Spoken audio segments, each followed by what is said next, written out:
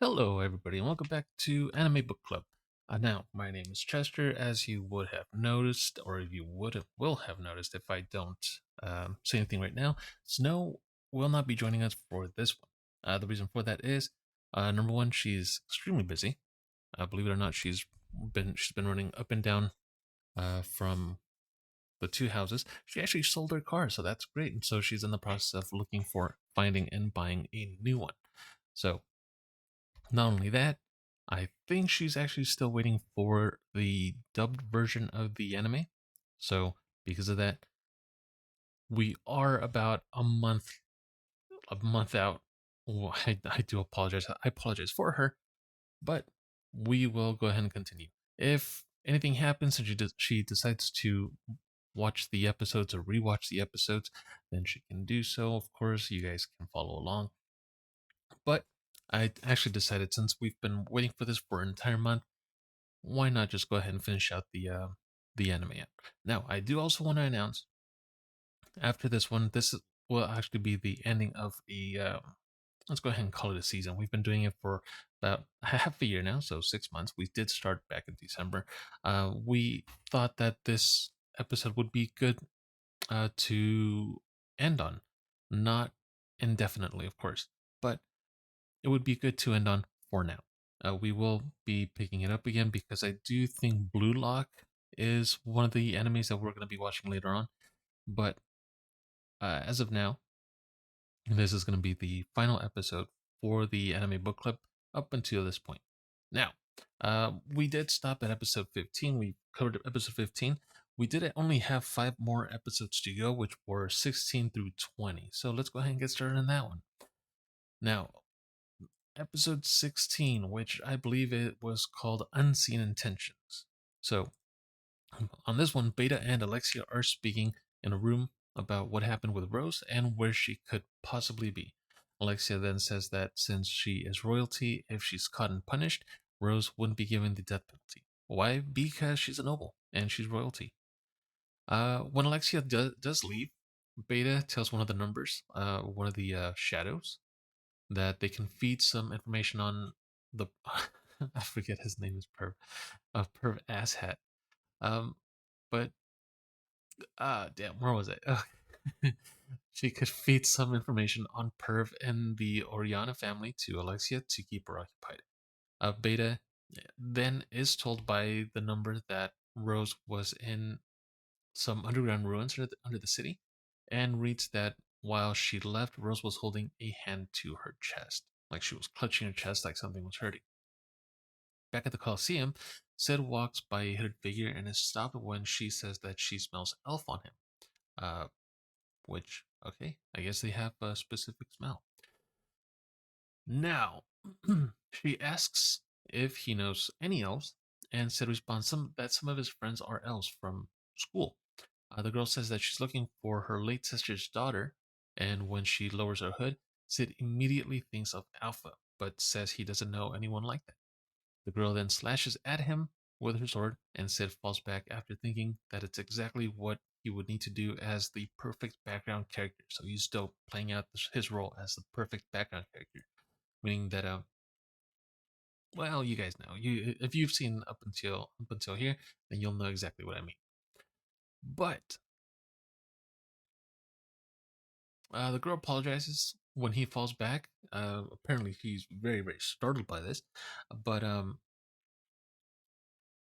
she apologizes and introduces herself as Beatrix. We then cut back to Anne Rose, the purple blue haired chick, speaking with Quentin, the bald guy with the eye patch.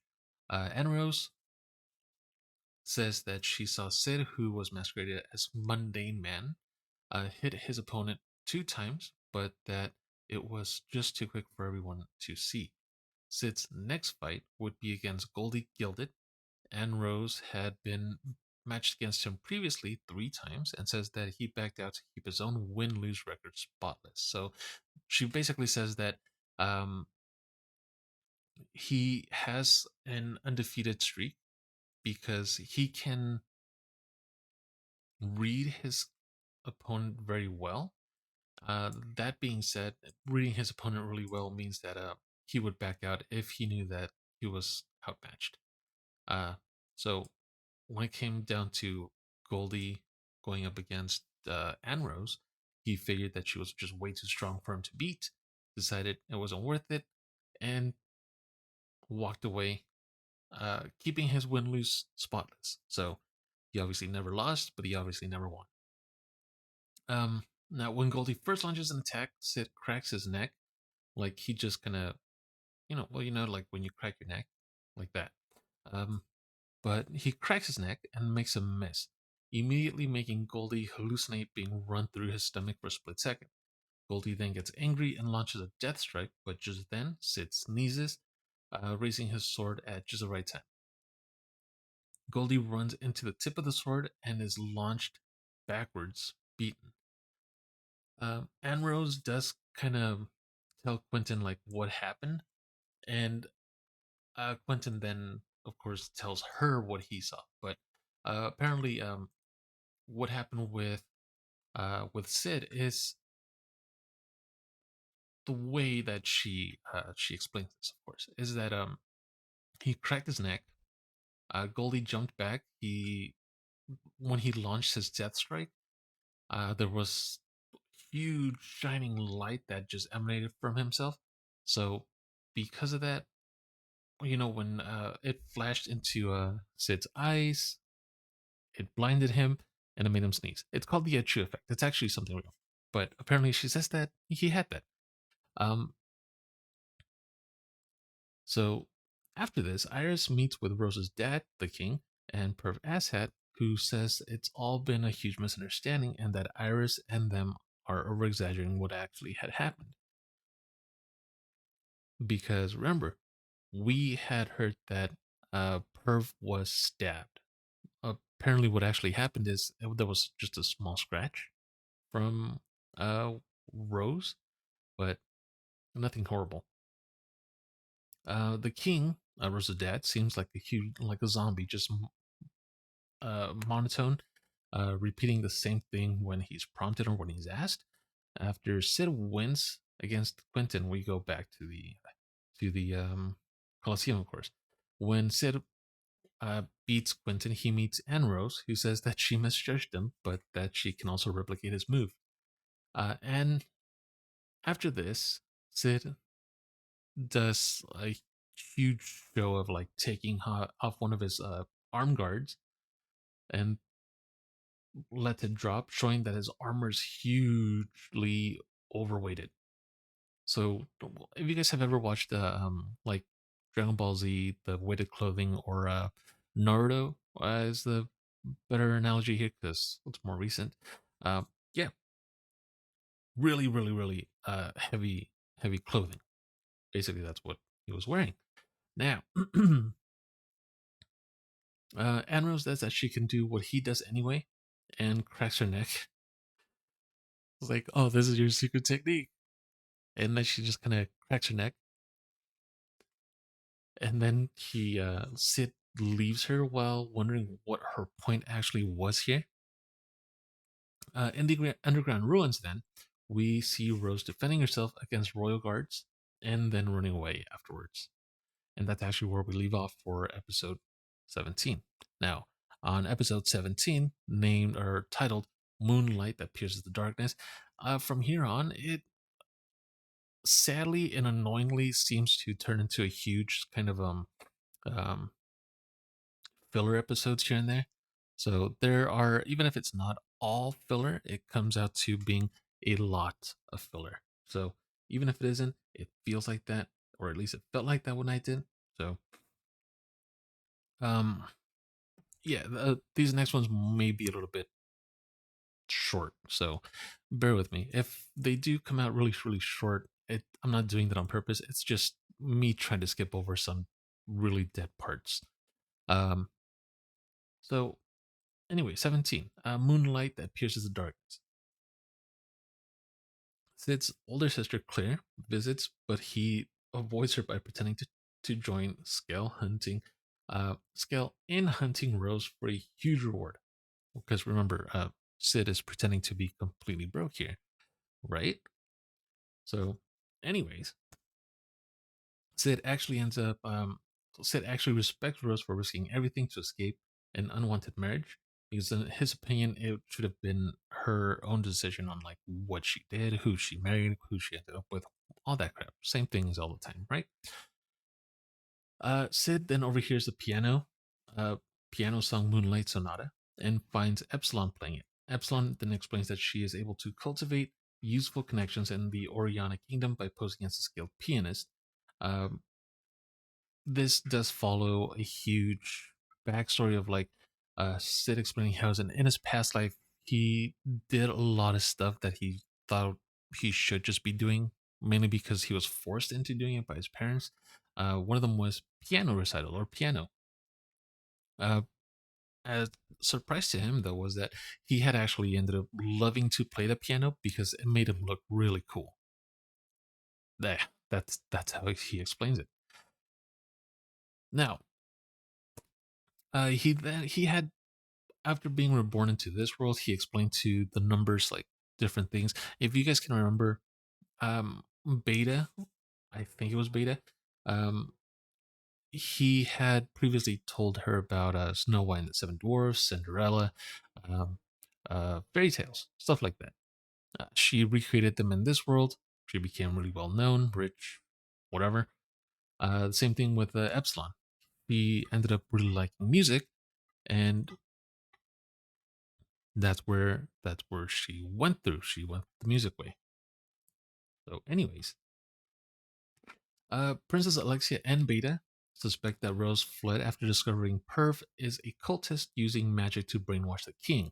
So, if you guys remember, the king was like a zombie. Originally, I thought he was actually just dead and he was just a reanimated corpse, but apparently they had brainwashed him.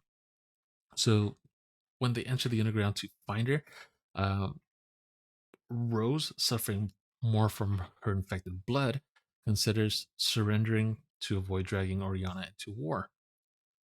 She suddenly hears the sonata, the Moonlight Sonata, and finds Shadow playing the piano in the underground. She realizes that she can't surrender, so Shadow cures her blood and grants her power before vanishing. So he told her, if you want to join me, I can give you the power. I can give you the power that you're looking for to be able to run away, to come out triumphant, to beat whoever's chasing you, or any of that crap, right? So she tells him that she will do it. She joins him. He grants her the power. He cures her, just like he did to the others before. Um, and then he vanishes. Cold soldiers locate Rose, but she kills them easily and decides to end her partnership with Prince Alexia and Beta to fight alone, pleasing Beta, who is sure this was Sid's goal all along. So remember, for some weird reason, it seems like Sid's just kind of building a harem of really powerful girls, women, ladies. But either way, Sid is pleased when he was able to pull off the dramatic scene of playing piano underground to impress Rose, which he said, I think you'll have to excuse me, but I watched it like a month and a half ago. But I think he like kind of cheers himself up by saying that, oh, I look so cool. I bet I looked amazing and so cool. Right? So that happens. All right. Oop. He does return home and finds Claire has stubbornly waited as all day for him to return. And we actually end the episode there. Now, we are going on to episode number 18, which is titled Betting on a Moment. So after this, and after sadistically punishing Sid for neglecting her, Claire reveals that she has replaced Rose in the festival and insists that Sid watch her from her VIP seating. Um, Sid's plan here actually ends up kind of falling apart since he was trying to stay low key and he was trying to enjoy it with, quote unquote, enjoy with a scale who had been betting on all the matches and losing horribly. Um, but he says yes that I mean he can't really say anything else here, but he says yes that he would love to loves to see her matches or her match, and Sid ends up sitting beside Iris, who apologizes for the scene on incident. Um, they discuss the Dark Knight competitor, Beatrix, the elvish war goddess, that festival's very first champion. Sid realizes Beatrix is Alpha's aunt. Obviously, I mean, we figured that out early, didn't we? But after this, Sid sneaks away to don his mundane disguise to duel Anrose. Perv takes his seat beside Iris, who despises him. Perv is confident that Rose will return and marry him, and he also says that he is interested in hiring strong warriors, particularly Anrose, as his guard, or in his case, he's probably trying to do something with them because he's a perv and he's an asshat. Thus, he is perv asshat. Anyways, in the arena, Anrose attempts to match Mundane speed, but he is defeated. Princess Iris is determined to defeat Mundane in the next match, uh, but we don't know that just yet. Perv has Mundane investigated, though he's confident that he has no connection to Shadow Garden, who are all female. Anrose thanks Mundane for showing her she still has room to improve and invites him to work for her country's government, but he says no. Obviously, he's trying to be a background character. He's just doing this for money. Literally, he's just doing this for money. Um, anyways, he refuses. Sid looks forward to defeating Iris so that he can become a legend by mysteriously disappearing immediately after his victory. Claire meets him at his room, quietly reminding him that he forgot to watch her match, and that being because he had actually snuck away. We actually end episode 18 there. Like I said, it's a lot of filler. I'm just trying to kind of hurry it along, you know. Number 19, or episode 19, titled Dancing Puppet. Sid sits beside Princess Iris and Beatrix to watch Claire's next match. Perv continues drugging the king, hoping Rose will try to save him. He also plans to have the king publicly assassinate Iris and Princess Alexia's father, the king of Midgar, who uh, who is attending, thus hoping he causes a war, he starts a war. Claire ends up winning her match and furiously looks for Sid, absent from the audience yet again.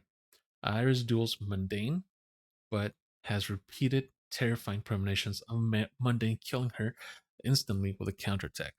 This kind of goes on with what happened with Goldie Flashy Flash dude. If you guys can remember, he had a vision of um, Sid running him through and killing him. But in this case, it happens repeatedly for her. And every time she like tries to move, she immediately thinks that he's been that he has run her through, cut her arm off, legs, head, stabbed her straight through the heart. She keeps seeing all this happen in her head. And for some reason, I think she says she feels it happening as well, but every single time it happens, she snaps back and she's normal, she's whole. So yeah, it, really cool, but really weird. Uh, it repeats itself like multiple times because for me anyway, it made me keep wondering like, is this actually happening? Does this one actually happen this time? Is she just thinking it? Or is he somehow manipulating her, brainwashing her into thinking that it's actually happening to her? Because we don't know. Um, anyways, Rose infiltrate Rose infiltrates the VIP area with help from Shadow Garden, and Perv is enraged when she kills her own father, who shows gratitude at being freed from Perv's control. She looks at him. She says that she's sorry, but basically it's something that she needs to do. And the king kind of looks at her before she does anything, and says that he loves her no matter what. It's actually kind of a sad couple seconds. Um, when she actually kills him, he does actually say thank you. So Rose moves on to kill herself, but Mundane stops her, kills Perv's men, and sheds his disguise to reveal he was actually the Eminence in shadow all along. Rose realizes Eminence is also the boy that she knew as stylish ruffian Slayer, way back from when they were kids, revealing that when Sid was training himself as a kid, he actually killed the bandits who coincidentally had just kidnapped Rose, inspiring Rose to learn sword fighting in the first place. Realizing that she can't die yet, Rose escapes. Beatrix, having wanted to fight Mundane anyway, realizes he is a wanted terrorist and engages the Eminence in a duel. So they end up fighting like right there. They end up fighting. It's actually really cool. If you guys have not seen the anime just yet, or even a couple episodes of the anime, the fight scenes in this are so good. They are so nicely done. Episode 20 ends up um ends us episode 20 finishes the anime out really, really, really well. And again, I cannot stress this enough. If you guys haven't watched this anime yet, you really should. It is so well done. Us talking about the fight scenes and the fights and what happens in the fights, it does not do it justice. You have to watch it, you have to listen to it. If you guys can watch it, watch it. If you guys can like put it on as a background noise, worth it. But episode 20, titled Advent of the Demon. Beatrix sorry. Beatrix starts fighting with Shadow. Amidst their fight, Princess Iris teams up with Beatrix. Alpha meets Rose and offers her membership in Shadow Garden, which Rose says yes to, so she accepts. Shadow shows off his most powerful attacks, which will obliterate the city, terrifying both Iris and Beatrix, but at the last second, he vanishes instead. This does jump straight ahead. Now, I did leave off a lot, but they end up Iris ends up pulling one of the artifacts. They call it an artifact. It's a magic sword um, that spits out fire when it's swung. So every time that she swings, there's just fire that pours out. It's so cool. Um, every time that she thinks that she has Shadow, that she hit Shadow, he ends up not being there because he's so quick. He's able to deflect them. Since he's so strong, he's able to parry them, and it's so well done. They end up fighting. When I say they, I mean Beatrix, Iris, and Shadow. All end up basically flying through the entire city, uh, trying to well, Beatrix and Iris both trying to kill and or even just slightly hit Shadow, while Sid, Shadow, just deflecting, parrying, and then jumping away or running away. And this happens regularly. Um, Sid does tell Iris that he's really just upset, and not upset. He's just really disappointed that she had to resort to using an artifact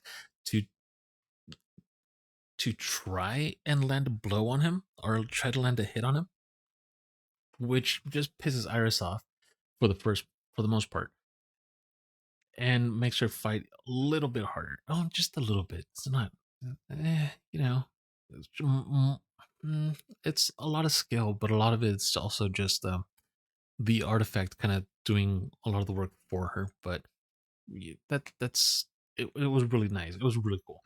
Now, the most powerful attack, if you guys can remember, is him going atomic. So he launches up. There's a huge ball of just energy, atomic energy. It engulfs the entire city in a dome. And he says that if he wanted to, he could disintegrate the entire thing right then and there. But at the very last second, he cancels it out and disappears. It's so cool. But he ends up leaving Princess Iris frustrated and determined to take vengeance. Uh, back in the Colosseum, Perv is forced to beg his master's forgiveness for his failure, or not even in the at the Colosseum, it's in the underground. Um, he ends up begging for forgiveness for his failure, Back in the clock tower where they ended up, Beatrix is sad that she never found her niece. Sherry hears the news of the Eminence's attack, the Shadow's attack, and is determined to one day kill him.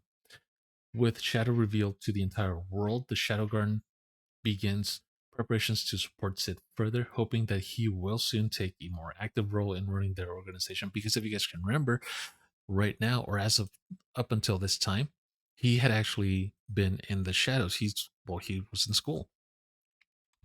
So yeah, Alpha guides Rose to the monster infested mountains near Sid and Claire's childhood village, revealing that the mountains contain the old kingdom of Alexandria. Now, Shadow Garden's secret base of operations. Rose has had everything traumatically taken from her, including her name. She's nothing. She's there like naked.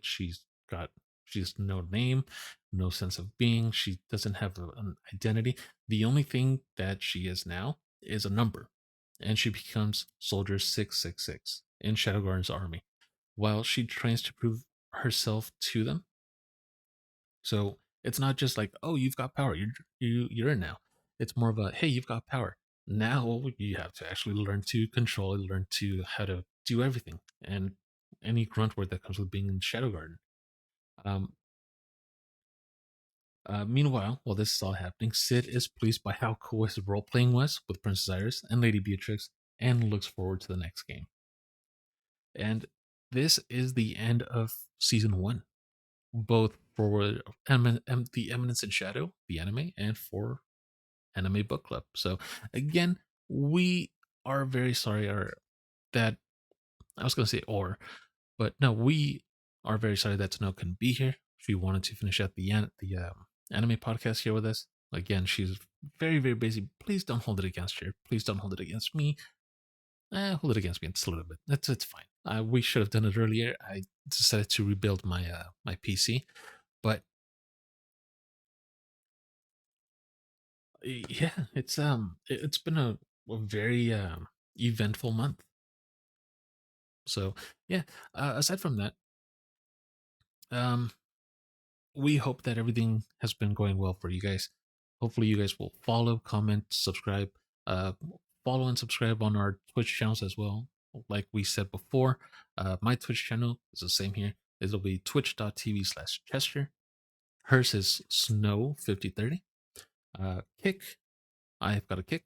It's kick.com/Chester, same as my Twitch. But you can follow, subscribe, comment there, watch us stream, watch us play, watch us get angry with each other. But it's all in fun and games. But until next time, we hope that it comes sooner rather than later. But for now, this is actually where we are going to leave everything off. There will be another season coming along. We are not exactly sure when, but hopefully when things start to calm down. Up until then, though, you guys have a great one. Again, thank you so much for joining. It's meant a lot for us, especially since it's been these past 6 months.